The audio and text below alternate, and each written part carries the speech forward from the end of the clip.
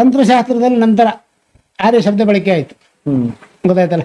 ಬ್ರಹ್ಮಾವರ್ತ, ನಂತರ ಆರ್ಯಾವರ್ತ, ಗೊತ್ತಾಯ್ತಲ್ಲ. ಅದು ಪ್ರಾದೇಶಿಕ ತಂತ್ರಗಳಿಗೆ ಸಂಬಂಧಿಸಿ ಹೇಳಿದ್ದು. ಪ್ರಾದೇಶಿಕ ತಂತ್ರ ಪ್ರಾದೇಶಿಕ ವ್ಯಕ್ತಿ ಅಲ್ಲ, ಪ್ರಾದೇಶಿಕ ತಂತ್ರ. ಆರ್ಯಾವರ್ತ ತಂತ್ರ ಅನ್ನೋದೊಂದು ಭಾಗ, ಬ್ರಹ್ಮಾವರ್ತ ತಂತ್ರ ಅಂತ ಹೇಳೋದು ಒಂದು ಭಾಗ. ಈಗ ನೀವು ಬರ್ಮಾ ದೇಶ ಅಂತೇಳಿ, ಈಗ ಮಯನ್ಮಾರ್ ಅಂತಿರಲ್ಲ, ಅದು ಬರ್ಮಾ ಅಂದ್ರೆ ಬ್ರಹ್ಮ. ಬ್ರಹ್ಮವೇ ಅವರು ಹಿಂದಿಯಲ್ಲಿ ಉಚ್ಚಾರ ಮಾಡುವಾಗ ಬ್ರಹ್ಮ ಅಂತ ಹೇಳೋದಿಲ್ಲ, ಬರ್ಮ ಅಂತಾರೆ.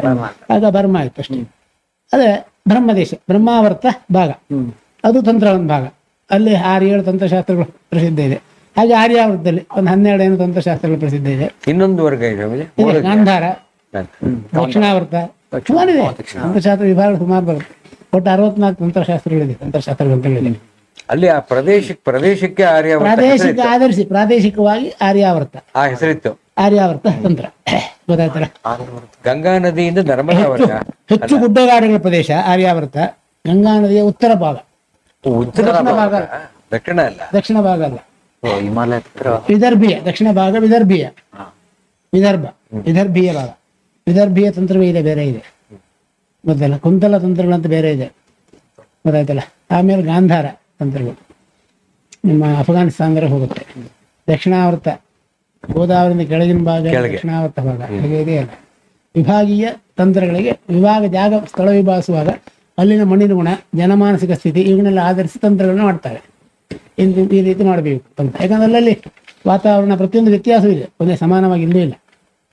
ಆ ವಾತಾವರಣದಲ್ಲಿ ಈ ತಂತ್ರಗಳನ್ನ ಬಳಸಿಕೊಂಡು ಹೇಗೆ ಬದುಕಬಹುದು ಅಂತ ತೋರಿಸಿಕೊಡುವ ಉಪಾಯ ತಂತ್ರ.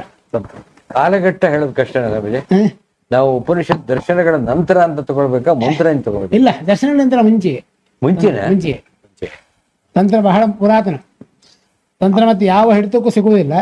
ತಂತ್ರ ಅತೀತ, ಯಾವುದೊಂದ್ರೆ ಅದನ್ನು ತಡೆಯಕ್ಕೂ ಸಾಧ್ಯ ಇಲ್ಲ. ಎಲ್ಲದಕ್ಕಿಂತ ಎತ್ತರದ್ದು ತಂತ್ರ, ಕಡಿಮೆದಲ್ಲಿ. ಗಂಗೆಗಿಂತ ಉತ್ತರ ಗಂಗೆ ಉತ್ತರ ಭೂಮಿ, ಉತ್ತರ ಭಾಗ. ಅಲ್ಲಿ ಹಿಮಾಲಯ ಪ್ರದೇಶ ಎಲ್ಲ ಬಂತು. ಬಹುತೇಕ ಹಿಮಾಲಯ ಪ್ರದೇಶ ಜಾಸ್ತಿ ಬರುತ್ತೆ.